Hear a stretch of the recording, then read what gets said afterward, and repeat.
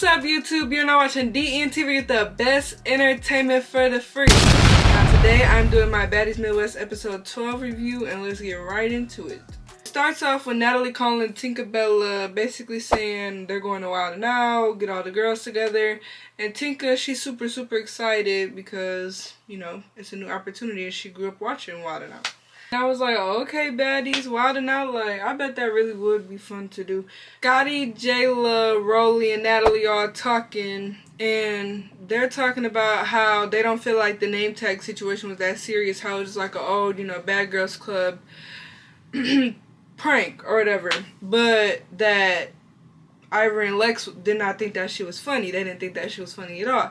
But it's like, y'all don't know these girls from a can of paint, so clearly y'all didn't do your research enough, because we already know Ivory a tweaker and not going for nothing like that. But I don't know, I just feel like y'all knew it was messy. Even though it was a prank, y'all probably didn't expect it to go to the extent it did. Them girls already do not like each other. And then they got to talking about the chain, and the tea gets spilled that Ivory said to Scotty or Natalie, I don't remember who, that if Lex get a chain, she beat whoever give her that chain up. I said, oh, that's why Jazz got the chain. Clock that tea. And now I'm just playing, but I'm wondering if that's why Scotty gave Jazz the chain, because literally everybody was like, they felt like Lex deserved the chain, so that's tea. And when they was talking about that, they all pretty much felt like Ivory was giving bully, and then Rolly was like, yeah, you know, she says she don't want to come here to fight, but it's giving bully. And I'm just like, Rolly, says the biggest bully there was on Baddies East. Like, are we forgetting that you were a bully too? Or you definitely bullied T for Scarface. Rolly spills the tea that Slim accepted the job, and everybody like, oh my goodness, like she really accepted this job. All their reactions was exactly how I reacted to that shit, because girl, you look dumb. Pretty P, Big Lex, and Emma is all talking, and they pretty much asking Pretty P how she feel about Diamond. And they all was pretty much feeling like that's deaded by now, like her and Diamond got their shit out the way, pretty much it can coexist. Which is like, yeah, because what's the need to drag that out? Y'all got y'all fade. And then Jazz joins. Lex basically tells Jazz, I feel like you shouldn't have offered up your chain to Pretty P. And, you know, Jasmine's basically like, material things don't run me. I don't really care about a chain. I already have multiple things like that. I'm not really tripping about a chain. She felt like Pretty P deserved to see. Me, personally, Jasmine, I get the whole girl thing. But if I'm being nominated for a chain, I'm not offering it to nobody. I want my chain. Like, but I understand the whole girls thing. And if she already get money, she probably can go get her own Baddies chain, eh? And then Alexa, her confessional was like, of course Jazz isn't worried about the chain. She already has chain. Like, I don't know, that kind of gave like, why you mad? Jazz had money before the show. Like, of course Jazz got her own money to get her own chain, as she should. Jazz was saying that she felt like Summer stealing her chain was tacky and theft. That shit had me crying. They be reading each other down. Lex was being messy with that whole situation, talking about the chain issue with Summer, knowing she was supposed to get the chain and Summer her homegirl. It was just a whole messy situation. I bring Ivory up to Lex, and Lex basically saying she don't go as many rounds as Ivory want to go, which we already knew that. Then they getting ready to leave the table. Emma talking about she got a shit. See, that's what I be talking about with Emma. We don't want to know that you have to shit.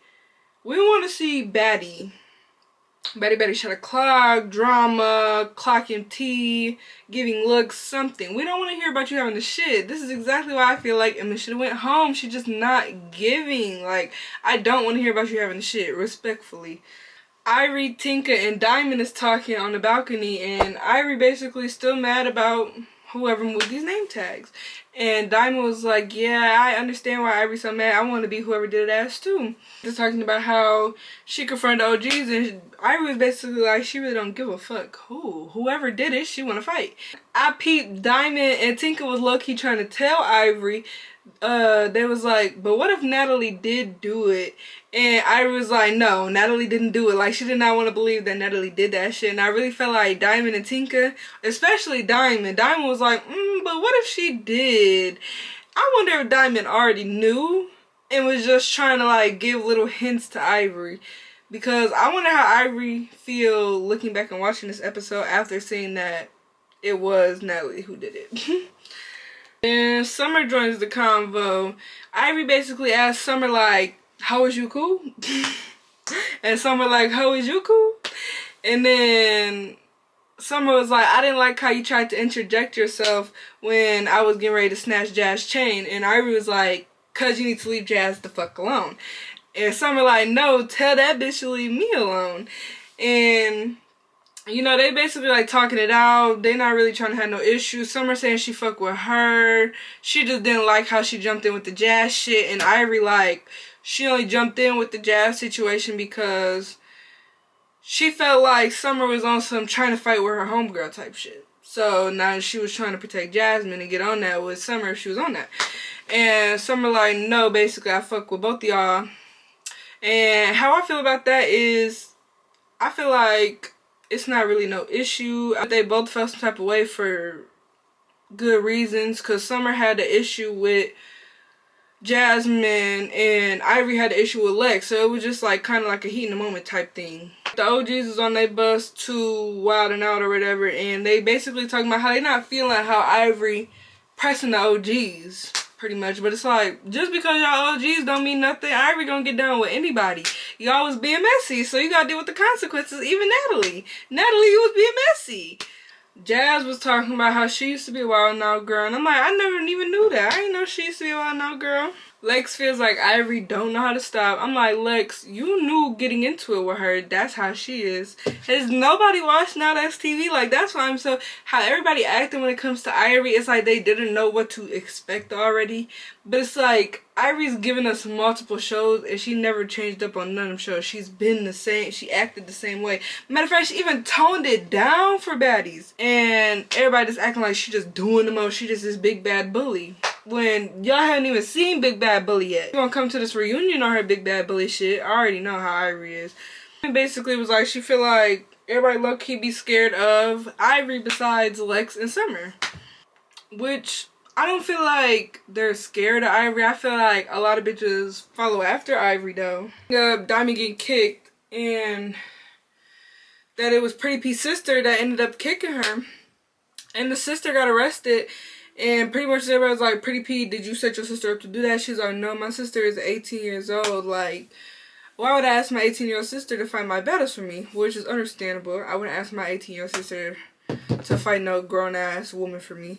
But her sister probably was just on that. Pretty P said she right about her sister, as she should. Molly talking about, I'm trying to see if I can beat Nick, 9th baby mama. I'm like, oh my goodness.